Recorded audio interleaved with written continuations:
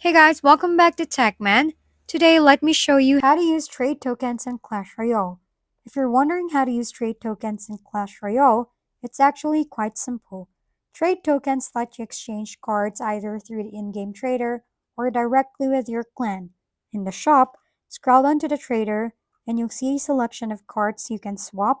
Choose which card you want to give away and which one you'd like to receive.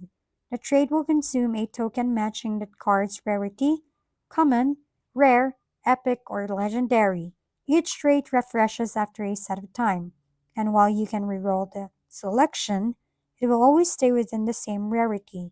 Once you hit confirm, the token is used and the cards are exchanged instantly. You can also use trade tokens when clanmates by making a request in your clan tab. Just pick the cards you need, and as long as you and your clanmate have the right tokens and cards, you can complete the trade. It's a great way to build your deck and get exactly what you're missing.